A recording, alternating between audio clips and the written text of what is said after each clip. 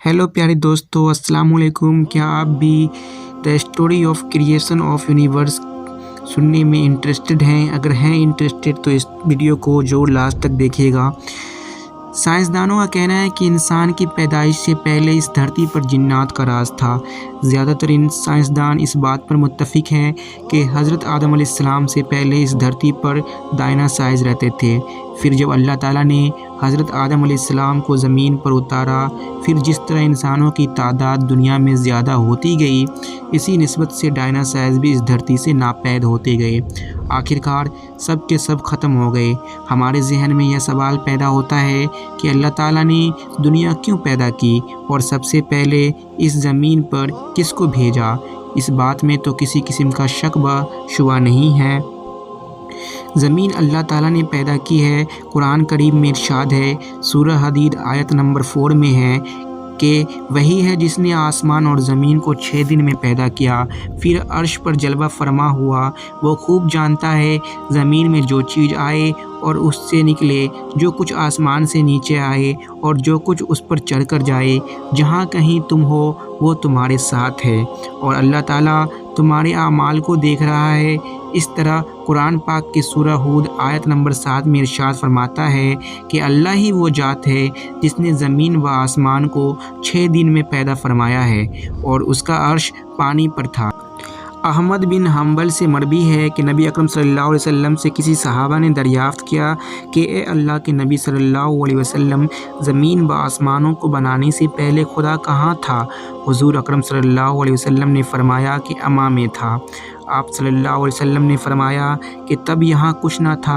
फिर अल्लाह ताला ने सबसे पहले पानी में अपना अर्श पैदा किया।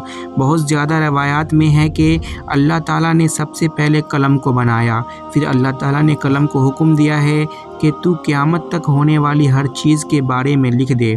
अल्लाह ताला के हुक्म की तामील करते हुए कलम ने लोहे महफूज पर लिखा। बुखारी शरीफ में मेंशन है कि यमन से एक काफ़िला आप सल्लल्लाहु अलैहि वसल्लम के पास आया। उन्होंने कहा, ए अल्लाह के नबी सल्लल्लाहु अलैहि वसल्लम, हम सब आपके पास दीन की तालीम लेने आए हैं। हम लोग इस सोच में हैं कि अल्लाह ताला ने इस धरती पर सबसे पहले किसको पैदा किया। आप सल्लल्लाहु अलैहि वसल्लम ने फरमाया कि बस अल्लाह ताला था, इसके अलावा कोई नहीं था। अल्लाह ताला पानी पर राज कर रहा था। फिर अल्लाह ताला ने कलम को बनाया और उसको हुक्म दिया कि लोहे महफूज पर हर एक शय को लिख दे। कलम ने अल्लाह ताला के हुक्म की तामील कर दी।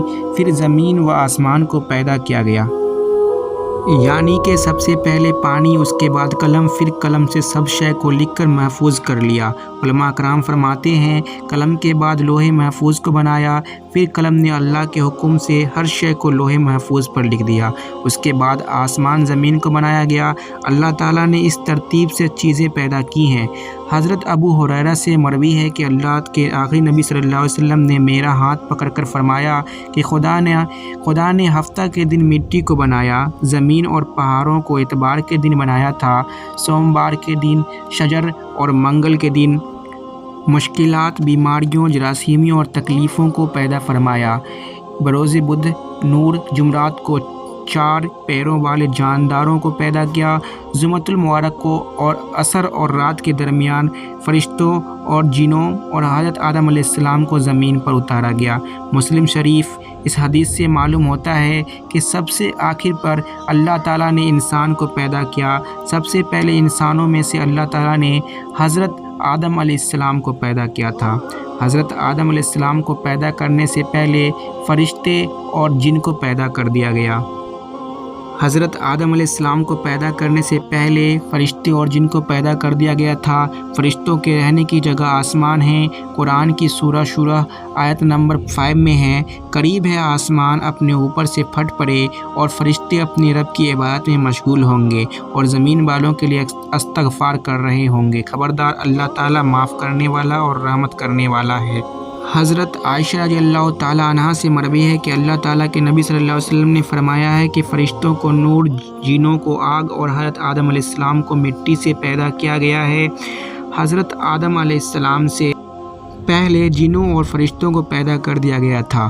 कुरान करीम की सूरह हिज्र की आयत नंबर 27 में आता है کہ اس سے پہلے جنات کو ہم نے لوہ والی آگ سے پیدا کر دیا، یعنی آگ کے شعلے سے پیدا فرمایا۔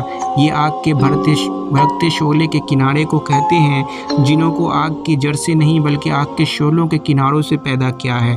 قرآن میں ابلیس شیطان کے بارے میں ہے کہ ابلیس شیطان نے کہا تو نے تو مجھے آگ سے پیدا کیا ہے۔ ہم پہلے ہی بتا چکے ہیں کہ جنوں کو اللہ تعالیٰ نے آگ کے لوہ سے پیدا کیا ہے۔ جنات کی اصلیت آگ ہی ہے۔ ابلیس کو بھی جنات کے گرہ میں پیدا کیا۔ اس میں سے کسی کو شک نہیں ہونا چاہیے کہ ابلیس آگ سے نہیں ہے۔ قرآن پاک میں ہے کہ ابلیس جنوں میں سے تھا، مطلب یہ ہے کہ وہ فرشتوں میں سے نہیں تھا۔ امام حسن رحمۃ اللہ علیہ فرماتے ہیں کہ وہ ایک لمحہ بھی فرشتوں میں شامل نہیں ہوا۔ حضرت عبداللہ اور عبداللہ بن عباس رضی اللہ عنہم فرماتے ہیں کہ جنات کی رہنے کی جگہ جنگل اور پہاڑ ہیں۔ اس کے 2000 سال بعد اللہ تعالیٰ نے حضرت آدم علیہ السلام اور اماں حوا کو زمین پر اتارا۔ اس طرح انسانوں کی نسل در نسل شروع ہو گئی۔ پھر اللہ تعالیٰ ایک دن قیامت نازل کر دے گا۔ جس طرح یہ دنیا وجود میں آئی اسی طرح یہ ختم ہو جائے گی۔ اللہ تعالیٰ سے دعا ہے کہ اللہ تعالیٰ ہم کو مرنے سے پہلے نیک اعمال کرنے کی توفیق عطا فرما دے۔ آمین۔ Thank you everyone. God bless you all. See you in next video. اللہ حافظ۔